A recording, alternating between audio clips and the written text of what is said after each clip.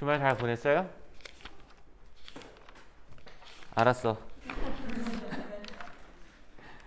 에이. 내 기억에 5번 되게 뭐라 그러지? 대답도 잘해주고 약간 분위기 좋았었는데. 이거 2교시라서 그런가 또? 이게 진짜 교시가 중요하다니까. 여기서 하고 나서 안 되겠다 싶으면 다른 반으로 옮길 수도 있어.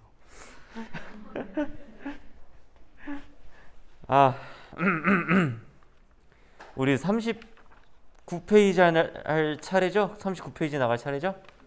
네, 고마워요. 갑자기 대답을 잘하네. 너무 저거 의식 안 해도 돼요. 우리 그냥 나만 의식하면 돼. 너는 어차피 뒤통수도 안 나와. 오늘은 아마도 39페이지부터 해가지고 우리 온라인 클래스로 나갔던 부분 다 나가고 추가로 조금 더 나가고 아마 마무리할 수 있을 것 같아요. 그래서 오늘은 아마 내 목표는 항상 목표는 크게 잡는 거랬지? 44페이지까지인데 할 수 있을까? 대답을 잘하면 할 수 있겠지. 자, 가볼까?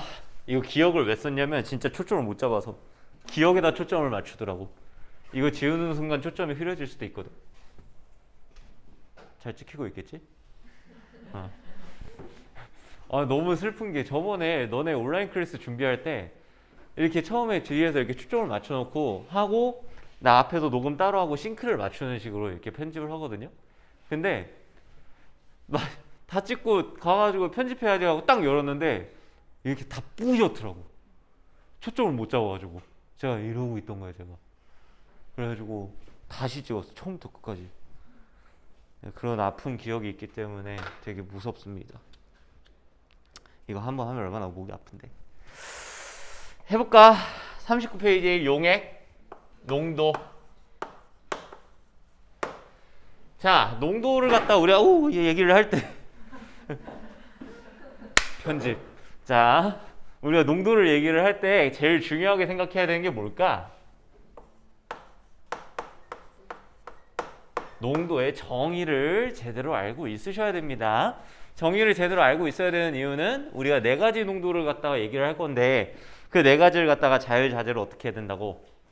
왔다 갔다 변환할 줄 알아야 돼. 그러려면 그 아이들의 정의를 똑바로 알고 계셔야 된다는 거. 자, 일단 우리가 예전에 배웠던 거 2개 먼저 얘기해 봅시다. 우리 초등학교 때부터 만났던 퍼센트 농도하고 우리 작년에 처음 만났던 몰 농도, 이 2가지부터 합시다. 자, 퍼센트 농도는 진짜 모든 초등학생들의 원수지. 그놈의 소금물, 그지? 자, 퍼센트 농도를 구하는 정의가 뭡니까? 좋아. 우리는 2가지에 대해서 생각을 해야 돼. 일단 누구의 수치를 측정하느냐, 그리고 어떤 수치를 측정하느냐. 그램. 일단 기준은 몇 그램이에요? 100g이야. 그래서 그 기준 100g을 갖다가 우리가 이렇게 곱해주는 게 퍼센트 농도였잖아. 그치? 용액 100g 안에 뭐가? 그렇지. 용질이 몇 그램 들었니? 라고 우리가 계산을 하는 게 퍼센트 농도. 중요한 점은 용액을 분모에 집어넣는다라는 점. 용질은 당연히 농도에 대해서 얘기를 하는 거니까 당연히 분자에는 용질을 넣는 게 맞겠지. 그리고 2번째 포인트는 뭐를 측정해야 되는 거라고? 질량에 대해서 얘기를 한다라는 거. 됐습니다. 이게 다예요. 그죠? 되게 쉽지? 자, 그럼 몰 농도는 뭘까? 얘도 역시나 용액이라는 게 되게 중요한 내용인데 얘는 이게 더 중요하지. 뭐야? 부피지. 몇 리터? 1리터 기준입니다. 용액인데요. 얘는 리터 기준이다 라는 거. 그래서 얘는 다른 아이들과는 조금 다르게 부피 기준이 들어가요. 이 부피는 뭐에 약하다고? 온도에 자꾸 변하는 값이잖아. 그래서 이게 치명적인 단점이 될 수 있어요. 그래서 이걸 극복하기 위해 나온 게 우리가 이제 배울 거지. 그지? 어쨌든 그 위에는 뭘 넣어준다?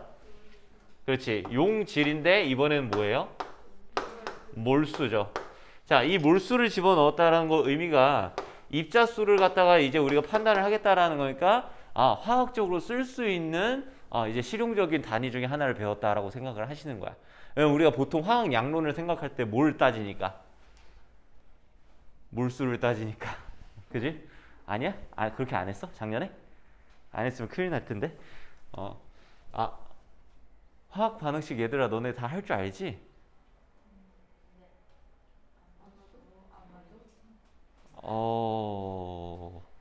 미리 예고를 좀 해야겠네. 화학 양론 조금 다시 하세요. 어쩔 수 없이 같이 넣을 수밖에 없어요. 여튼 애들이 되게 표정이 되게 무섭다 오늘. 자, 여튼 요 두 가지 농도를 갖다가 업그레이드를 시킵니다. 약간 단점을 보완하기도 하고 좀 필요에 의해서 하기도 합니다. 자, 퍼센트 같은 경우에는 어떤 단점이 있었지? 이게 용액 내에 되게 쬐끔 들어있는 아이들 갖다 표시하기에는 생각보다 큰 단위야. 예를 들어서 수돗물 속에 들어있는 염소가 1g 들었습니다. 그러면은 1%잖아. 100g에 1g 들었어요. 그러면 1%잖아. 그러면 그 정도 먹으면 우리 죽어. 그렇잖아. 그런 아이들 나타낼 때는 1%? 이것도 너무 커. 0.00001%막 이렇게 얘기를 해댄단 말이야. 그럴 바엔 차라리 뭐 하자? 새로운 단위를 만들자 해서 만든 게 ppm. 그래서 파트 퍼 밀리언이라고 해가지고 얘는 정의 자체는 누구랑 똑같아요. 퍼센트랑 똑같아. 용액 그램분의 용질 그램이야. 참고로 여기하고 여기에 단위만 맞춰주면은 무슨 값을 넣어도 상관없습니다. 질량 값이면. 예를 들어서 용액 1kg 안에 용질이 몇 kg 들었니 이렇게 맞춰주면 상관없다는 얘기야. 근데 여기 있는 kg 넣고 여기 그램 넣으면 돼, 안 돼? 그건 안 되겠지. 단위는 맞춰줘야 된다. 여기도 마찬가지예요. 얘도 역시나 용액이고 그램이야. 그러니까 얘하고 똑같아. 근데 얘는 뭐야? 파트 퍼 밀리언이니까 기준이 몇 g인 거야? 100만 g. 10의 6승 g. 그 안에 얘가 얼마나 들었니? 그러니까 더 많은 용액 안에 얘가 얼마나 조금 들었니를 나타내는 게 ppm이다라는 거. 그럼 얘네 둘이 변환하는 건 되게 쉽겠다, 그지? 이렇게 갈 때는 뭐 하면 돼? 4승 곱하면 되고 이렇게 하면 10에 4승 나누면 되잖아. 그러니까 왔다 갔다 하는 거 되게 편해요. 여튼 되게 꼭 얘기를 해야 되는 게 뭐 있었는데 퍼센트와 ppm 단위의 가장 큰 차이점 뭘까? 이거 곱하는 숫자가 달라요 말고 우리 퍼센트 농도 같은 경우에는요 그램만 질량만 따지잖아요. 근데 ppm 같은 경우에는 질량 말고 특이하게도 어떤 단위에도 쓰여? 부피 단위에도 쓰여요. 얘는 부피 단위에도 쓰여요. 그때는 여기를 갖다가 밀리리터라고 넣었다고 그러면 위에를 뭐로만 맞춰주면 같이 밀리리터 이렇게 맞춰주기만 하면 된다는 거야. 그래서 우리 이런 거 부피로 나타내는 경우는 어떨 때 쓰여 거의? 너 그 39페이지 보면 알잖아. 송파구 오존 0.057 ppm. 기체나 이런 거를 할 때 우리가 질량 재는 게 편할까? 부피 재는 게 편할까? 부피 재는 게 편하거든. 그러니까 그런 거를 나타낼 때 우리가 이렇게 부피에 대한 농도로도 나타낼 수 있다는 거야. 보통 기체. 그렇죠? 됐어요. 퍼센트도 물론 부피가 있는데 그건 아예 표기를 다르게 해. 부피 퍼센트라고 그래가지고 그러면 여러분들 대학교 가면 많이 보실 거예요. 대학교 가시면 대학교 가면 많이 마시는 게 있어. 이렇게 초록색 병 이렇게 담겨 있고 이렇게 있어. 그렇게 생긴 거. 그걸 보면은 그런 너네가 알까? 그런 병들은 20도 막 이렇게 막 도수를 얘기하잖아요. 그게 퍼센트야. 근데 보면은 뒤에 보면은 그냥 퍼센트가 아니라 V%라고 돼 있어. 그게 부피 퍼센트야. 그거는 이제 액체를 나타낼 때 쓰는 부피 퍼센트. 근데 우리는 그건 아직 안 배우다고. 알겠지? 대학교 가서 많이 보세요. 이렇게. 알겠죠? 여튼 자, 그럼 몰 농도에는 아까 전에 말했던 치명적인 단점은 온도에 따라서 부피가 달라진다라는 거야. 자, 오늘 날씨가 좀 쌀쌀해. 그래가지고 내가 오늘 실험실에서 1몰 농도의 용액을 만들었어. 그렇다 실험을 열심히 했단 말이야. 다음 날에 왔는데 그날은 좀 날씨가 더워. 그날에 똑같은 방법으로 내가 1몰 농도를 만들어가지고 실험을 했는데 결과가 다르게 나온 거야. 왜? 엄밀히 따지면은 이 둘은 같은 농도일까 아닐까? 아니게 된다라는 거야. 왜냐면 부피가 온도에 영향을 받기 때문에 이게 흔들려 버려. 그러면 화학 같은 경우에는요, 여러분 대학교 가서 실험해보면 알겠지만 1mm 잘못 넣으면 실험 결과가 확 튀어. 그러면 이런 게 좋아, 안 좋아? 당연히 안 좋겠지. 치명적일 거 아니야. 그래서 이 부피 기준을 갖다가 우리가 뭐로 바꿀 필요가 있다고? 변하지 않는 질량값으로 변화시킬 필요가 있다. 그래서 나온 게 바로 M, 스몰 m, 몰랄 농도였고요. 몰랄 농도의 정의는 용 뭐? 이게 제일 중요하지? 용매다. 이 중에 다 지금 용액인데 얘 혼자 용매인 거야. 이거 조심해. 그리고 얘는 기준이 몇? 킬로그램, 1kg이에요. 그쵸? 안에 용질이 얼마 들었니? 몰수로 이렇게 나타내는 거. 그래서 이 정의들만 확실히 알고 있으면은 변환하는 게 생각보다 그렇게 빡세지 않아. 어렵지 않아요. 네, 말 조심을 해야 되는데. 에이, 네. 죄송합니다. 자, 여튼 그래서 이 정의를 확실히 알고 계셔야 되고, 우리 변환할 때 공식 하나 내가 알려줬던 거 있는데 기억나니? 퍼센트에서 몰 농도로 이렇게 바꾸는 거, 서로 왔다 갔다 하는 거 기억나? 자, A% 농도라고 칩시다. 그리고 X몰이라고 얘기를 할게요. 이 두 개를 왔다 갔다 하는 방법은 X몰은 분모에 식량이 들어갑니다. 식량은 뭐예요? 화학식량. 예를 들어서 만약에 분자의 화학식량이라면 무슨 량? 분자량. 원자의 화학식량은 원자량. 그냥 그거야. 여기다가 10을 곱해주시고 A%의 A 숫자를 그대로 곱해주시면 돼요. 그리고 곱하기 하나가 더 필요해. 뭐?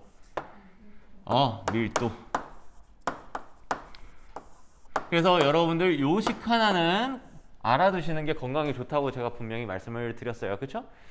근데 이거 쓸 때 조건이 하나 있었는데 혹시 기억하는 사람 있니? 내가 설명해 줬었는데. 밀도의 단위가 뭐여야 된다고? 그램 퍼 밀리리터일 때만 사용할 수 있습니다. 왜냐면 이걸 갖다가 우리가 몰 농도는 리터 단위잖아. 근데 지금 밀도는 밀리리터 단위잖아. 그래서 이게 1000배 차이 난단 말이야. 그 1000이라는 숫자를 갖다가 곱해서 나온 게 10이거든. 그럼 분명히 이게 만약에 그램 퍼 리터라고 되어 있다면 이 숫자가 달라지겠지. 그치? 근데 그건 여러분들이 생각하기 너무 귀찮으니까 만약에 그램 퍼 밀리리터로 나오지 않았어. 그러면 그 밀도 단위를 뭐로만 바꿔주면 되는 거야.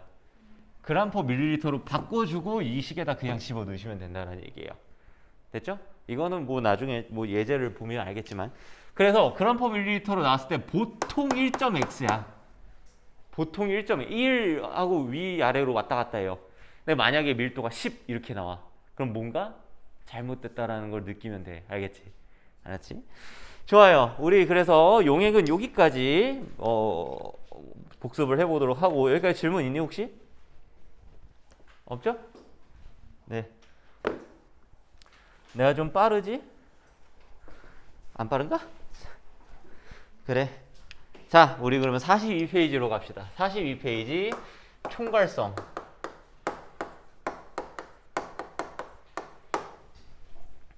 용액의 총괄성입니다.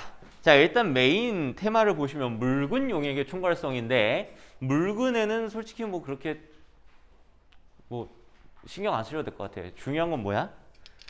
용액에서 따지겠다는 거야. 용액은 어디에다가 뭘 녹인 건데, 용매에다가 용질을 녹인 건데, 여기서 우리가 말할 때 용질의 특징이 있어요. 암묵적 합입니다. 우리가 그냥 용질이라고 안 하고 그냥 용질이라고 했을 때 딱 얘는 그냥 어떤 용질? 날아가는 용질, 안 날아가는 용질? 안 날아가는 용질이다 라고 여러분들이 판단을 하시면 됩니다. 비위발성 용질을 녹였을 때의 용액에서 얘를 용질을 갖다 녹이면 녹일수록 어떤 성질들이 좀 일정한 규칙을 가지고 변하더라는 거야. 일련의 규칙들이, 성질들이. 그래서 그 성질들을 갖다 묶어서 우리가 뭐라고 부르고? 총괄성이라고 부르고, 우리가 화학 2에서 배워볼 총괄성은 크게는 3개, 작게는 4개입니다. 그래서 크게 증기압이 내려가더라. 증기압 내림. 그리고 끓는 점은 오르고 어느 점은 내려가더라. 끓는 점 오름, 어느 점 내림. 이렇게 한 세트로 배우는 이유가 있어요. 이거는 이따가 얘기해 줄게. 그리고 마지막으로 삼투압에 대해서 우리가 얘기를 좀 해보겠다 라는 겁니다. 됐죠? 자, 여기서 중요한 거는 용질의 이거 뭐야, 어떤 용질을 녹이든 간에 비휘발성이기만 하면은 똑같은 형태로 이 성질이 변한다는 뜻이야. 즉 용질의 종류는 상관이 없다라는 걸 여러분들이 기억을 하셔야 되고, 자, 가장 먼저 해야 되는 증기압 내림부터 한번 해보도록 합시다.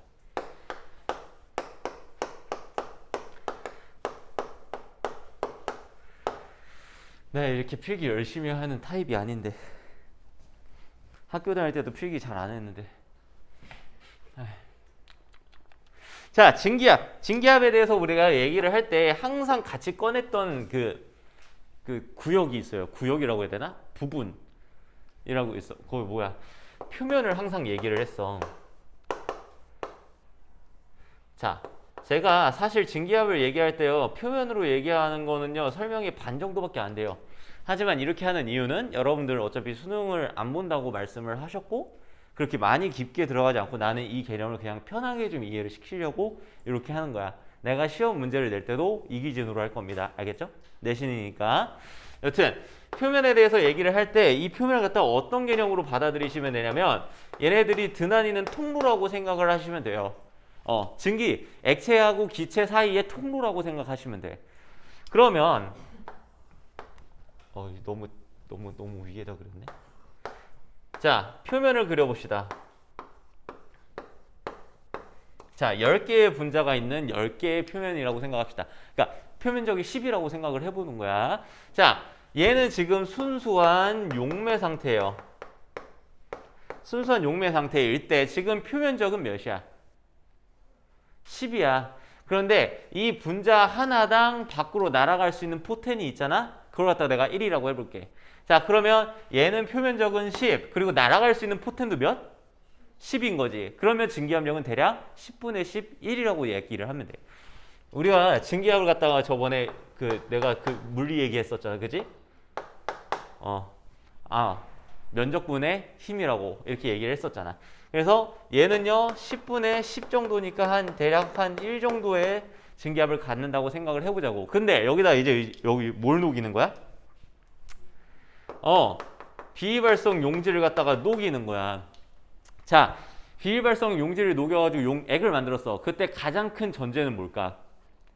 내가 녹인 용질의 분자는 어디 한쪽에 쏠려 있을까? 아니면 균일하게 퍼져 있을까? 균일하게 퍼져 있는 거.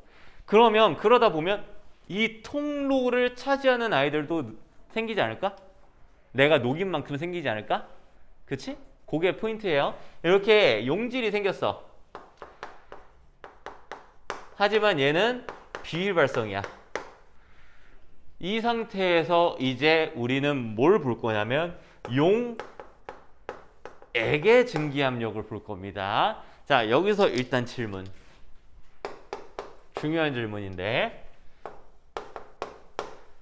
용매의 증기압, 내가 용액이 되기 전 순수한 용매에다가 이제 용질을 집어넣었지.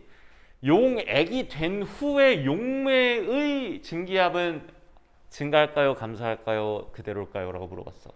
너네 어떻게 대답할래? 다시, 용액을 만들었을 때 이 용액에 포함되어 있는 용매의 증기압력은 어떻게 될까요? 얘는 변화가 없어요.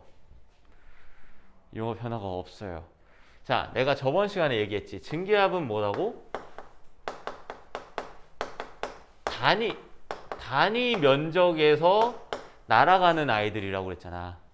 그럼 봐라. 아까 전에 지금 순수한 용매 입장에서 10개의 표면적이었고 날아갈 수 있는 포텐도 몇이었어? 10이었지. 자, 근데 용액 상태에서 용매만 보자 한번. 용액 상태에서 용매만 봐봐. 그럼 용매 입장에서는 지금 표면적이 몇이야? 8인 거야. 용액의 입장이 아니라 지금 용매의 입장만 봐봐. 그럼 용매는 지금 8개밖에 없잖아, 위에. 그러니까 표면적이 8개밖에 없다고. 그럼 날아갈 수 있는 포텐도 몇 개야? 8개니까 그대로라고. 뭔 말인지 알겠죠? 근데 이제 우리는 뭘 보는 거야? 이 증기압 내림은 어디에서 얘기하는 거야? 용액에서 얘기를 하는 거야. 용액에서. 그럼 난 이제 용액의 입장에서 볼 거야. 용액의 표면적은 몇이야? 10이지. 근데 이 둘 중에서 용액은 용질과 용매로 이루어져 있는데 둘 중에 누구만 날아가? 용매만 날아가잖아. 그러면 날아갈 수 있는 포텐은 몇 개야? 8개잖아. 그럼 아까보다 어떻게 돼? 줄어들잖아. 그래서 증기압이 낮게 측정된다고 얘기를 하는 거라고. 그러면 이 증기압은 누구의 증기압인 거야? 용액의 증기압이야. 그래서 우리가 묽은 용액의 총괄성이라고 얘기를 하는 거고. 무슨 말씀인지 아시겠어요? 네, 고마워요. 그래서 이거 되게 중요한 개념인데 내가 이거를 살짝 헷갈리게 설명을 했더라고, 영상에 보니까.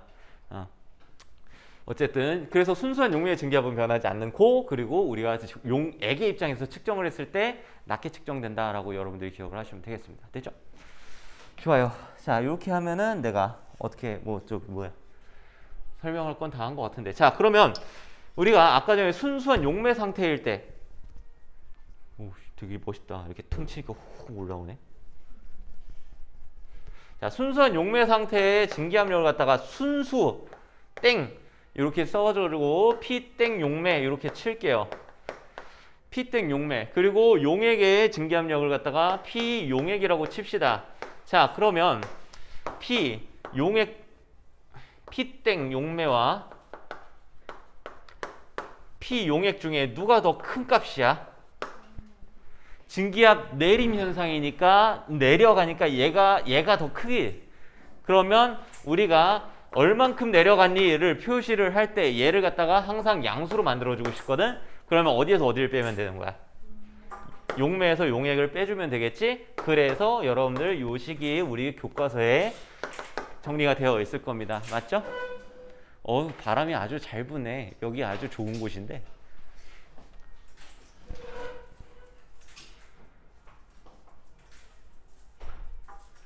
여기 약간 그거 아니야? 고산지대? 고랭지. 어? 어?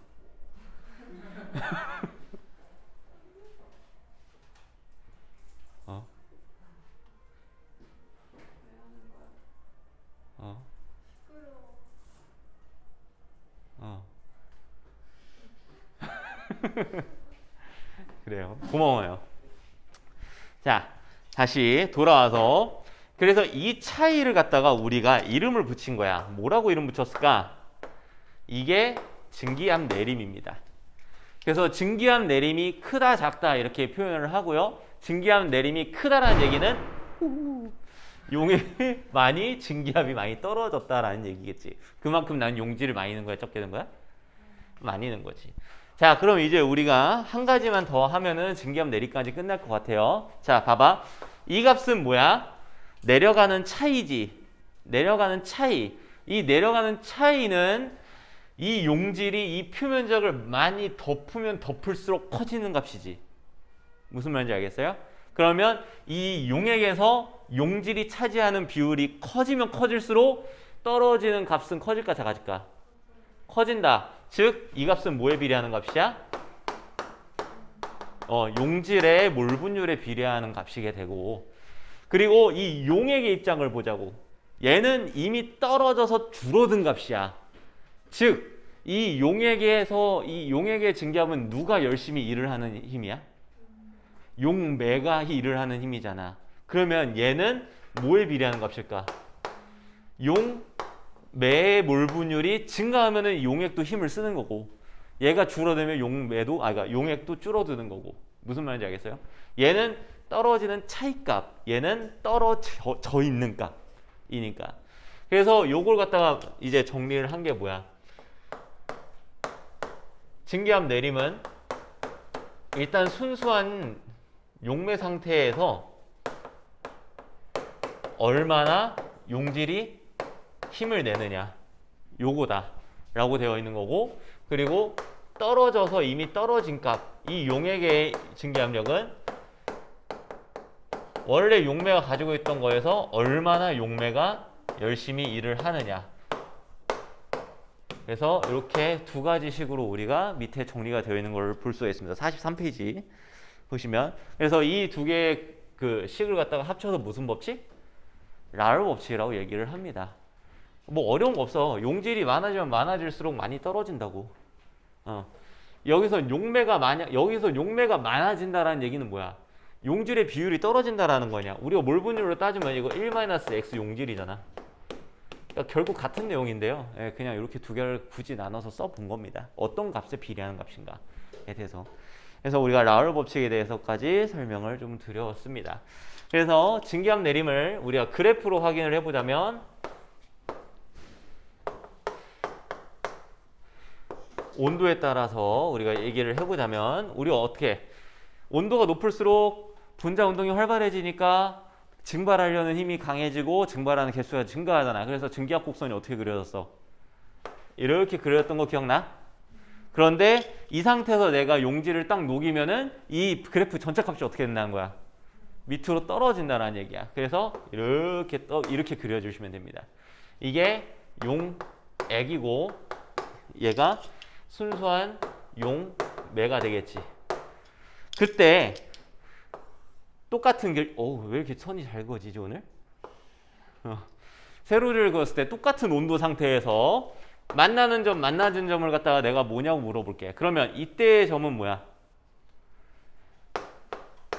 순수한 용매의 증기압력이야. 특정 온도에서의. 그러면 얘는 용액의 증기압력이지 뭐야? 그러면 요것과 요거의 차이, 이 차이는 뭐야? 증기압 내림이지. 그러니까 우리가 이렇게 그림으로도 확인을 할 수가 있겠다라는 거 말씀드리면 돼요. 됐나요? 네, 고맙습니다. 증기압 내림을 그래서 여기까지 설명을 드렸고 밑줄도 다 쳤었을 겁니다. 그렇죠? 와, 드디어 3교시 만에 복습 끝. 정말 머나먼 여정이었다. 그래서 오늘 우리가 44페이지에 끓는 점 오름과 어는 점 내림 중에 끓는 점 오름까지만 좀 설명을 드리고 가볍게 드리고요. 밑줄은 다음 시간에 치면서 계속 진행을 할 거예요. 네, 되게 쉬워요. 이거 두 개를 같이 엮어서 얘기하는 이유도 슬쩍 얘기를 해드릴게. 자, 끓는 점이 오른다. 순수한 용매일 때 끓는 점보다 용액일 때가 끓는 점이 어떻게 된다고? 오른다야. 높은 건 더 높게, 낮은 건 더 낮게 해요. 어느 점 내림, 끓는 점 오름. 왜 그러냐면 이것 때문에 그래. 봐. 끓는 점에 증기압력 곡선에서 우리가 끓는 점 찾을 때 어떻게 했지? 가로선 그었던 거 기억나? 왜? 끓는 점의 정의가 뭐니까? 외부 압력과 증기압력이 어떻게 된 거야? 같아져서 얘가 자유롭게 왔다 갔다 할 수 있게 되는 점이 끓는 점이었잖아. 그러니까 우리가 외부 압력 몇일 때? 1기압일 때를 갖다가 우리가 기준 끓는 점이라고 얘기를 했었지. 그러면 기준 끓는 점을 한번 그어보자고. 쭉. 그럼 봐. 순수한 용매일 때 끓는 점은 어디야? 여기야. 이걸 갖다 우리가 TB라고 얘기를 하는 거. 그런데 이 상태에서 내가 용액을 만들어서 떨어졌지, 증기압이. 그럼 이제 만나는 점이 어디가 되는 거야? 여기가 되지. 그럼 여기를 갖다 우리가 뭐라고 하는 거? T, B, 땡이라고 해. 용액에 끓는 점. 순수한 용매에 끓는 점. 딱 봐도 어떻게 돼? 증가하잖아. 그쵸? 그러니까 한마디로 말하면 용액의 증기압력이 낮아지기 때문에 끓는 점이 더 올라가게 된다라고 설명해도 한 대부분 맞는 얘기예요. 그러면 실제로 얘가 원론적으로 진짜로 왜 그럴까? 너무 쉬워. 봐라. 끓는 점이면은 얘가 자유롭게 출입을 해야 되지. 원래대로라면 얘가 물이라고 가정을 하면 원래 용매에 끓는 점은 몇이야? 100도씨란 말이야. 그러니까 물에 끓는 점이 100도씨란 말이야. 그러니까 100도의 에너지만 주면 얘가 뚫고 올라갈 수 있었어. 근데 여기 누가 있어? 안 날아가는 용질을 이렇게 막고 있잖아. 그럼 두 가지 영향을 줄 거야. 첫 번째, 얘가 안에서 밖으로 나가려는데 이렇게 막는 거야. 이렇게 얘가 여기가 버티가 안 나오는 거야. 그럼 얘가 날아가기가 쉬울까 어려울까? 어려우니까 더 많은 힘을 가지고 있어야 올라가겠지. 그리고 두 번째, 얘하고 용매 입자가 잡아당기는 인력이 용매끼리 잡아당기는 것보다 더 강한 경우가 있어. 무슨 말인지 알겠어요? 용질이 용매를 가지 말라고 붙잡는다고. 그러면 나는 용매들만 끊어낼 수 있을 힘만 있으면 날아갔었는데 그게 아니라 용질이 더 세게 잡아당기고 있는 거야. 그러면 이거 끊으려면 내 에너지가 더 필요하겠지. 그렇지? 그래서 더 많은 온도를 올려줘야 된다라고 여러분들이 기억을 해도 됩니다. 됐죠? 한마디로 정리하면 뭘까? 용질이 끓는 걸 방해하기 때문이지 뭐. 한마디로 말하면. 그게 다예요. 그게 끓는 점 오름이야. 그럼 어느 점 오르면 어느 점 내리면 왜 그럴까? 용질이 용매들을 막 방해하니까. 봐라. 너 콘서트 가봤니? 네. 콘서트 가면 그러니까 좀 공감이 안 되는 사람도 있을 수 있지만 나도 잘 몰랐지만 콘서트를 가면요 한 일주일, 2주일 전부터 SNS에 막 뭐가 올라와. 나눔을 한대. 자기가 직접 만든 그 상품들을 갖다가 이렇게 해가지고 무료로 나눠주는 사람도 있고 돈 받고 파는 사람도 있어. 어쨌든 그 사람들이 보통 이렇게 서 있는단 말이야. 자기가 공지한데. 자, 저기에 그 사람이 서 있어요. 나 이렇게 가서 저거 받아야 돼. 빨리 가서 받아야 돼. 그래서 이렇게 가고 있는데 가가지고 빨리 이렇게 이렇게 해가지고 해야 되는데 여기에 계속 어떤 할아버지 한 분이 아이고 하면서 계속 이렇게 조깅을 하고 있어요. 이렇게 돌면서. 그러면 내가 저기 방해받잖아. 그럼 봐라. 내가 가서 접촉을 하려면 누구도 진정시켜야 돼. 할아버지를 진정시켜야 돼. 이게 용질이야. 이 용질이에요. 이 용질이 진정을 해야지 용매끼리 손을 잡든 말든 하지. 그래서 얘까지 안정화시키려면 온도를 더 떨궈야 된다고. 라고 이해를 하시면 됩니다. 한마디로 말하면 용질이 용매를 방해하기 때문에. 근데 여기서 업그레이드된 질문을 하시는 분들이 있어. 그러면 용질은 안 얼어요? 용매끼리만 손 잡는 거야? 이거는 대학교 가서 교수님한테 물어보세요. 대학교 3학년 때 배웠던 것 같아, 내 기억으로. 여러 가지가 있는데 봐라. 용매. 이게 용매가 온 거야. 근데 용액이 열 때 용매, 용질, 용매. 이렇게 되는 경우가 있어요. 그러니까 용매가 끼어 들어갈 자리에 용질이 슬쩍 끼는 경우가 있어. 이런 경우도 있고 용매, 용질 이렇게 되는 경우도 있어. 용매끼리 손잡은 다음에 여기 빈 공간 비잖아. 여기에 슬쩍 껴들어가는 용질도 있어. 그래서 이게 경우가 되게 다양해. 그래가지고 여러분들이 요거까지는 궁금해하지 마시고 그냥 용질이 용매를 방해한다라고만 기억하시면 되고 우리 교과서도 그렇게밖에 설명을 못해. 왜냐면 이거 원래 3단원에 나와야 되거든. 이 끓는 점 오름 어느 점 내림이 억지로 여기 들어간 거예요. 분자간 힘 얘기하려고 하다 보니까. 이유는 여러분들 이 증기압 곡선이 자 이제 우리 잠깐 타임머신 타고 잠깐 미래로 가자. 3단원에서 우리가 뭐 배우냐면 상평형 그림이라는 걸 배워. 상이라는 게 뭐냐면 고체, 액체, 기체야. 상태야, 상태. 그럼 봐라. 증기압 곡선이 이렇게 있잖아. 봐. 이 곡선을 기준으로 해봐. 이게 지금 용매 A라. 이 기준으로 만약에 이 정도 온도에서 내가 이만큼의 압력으로 얘를 누르고 있어. 그럼 얘는 증발할 수 있어, 없어? 없지. 너무 강하게 누르고 있으니까 증발 못하지. 그럼 얘는 무슨 상태일까? 액체의 상태이겠지. 그럼 내가 이 압력보다 낮은 상태를 누르고 있으면 얘는 기체 상태를 유지하겠지. 그래서 이걸 갖다가 나타낸 그림이 바로 상평형 그래프예요. 그래서 우리가 증발곡선이라고 증기압 곡선이라고 배운 게 여기 이렇게 들어가요. 그러면 분명히 고체와 액체도 있을 거고 고체와 기체도 이렇게 있을 거 아니야. 이래서 이 세 개를 합해가지고 우리가 상평형 그림이라고 나중에 불러. 근데 봐봐. 아까 전에 용액을 넣으면은 이 그래프가 어떻게 된다고? 내려간다고 배웠지. 근데 그냥 내려가는 게 아니라 이 점을 따라서 내려가요.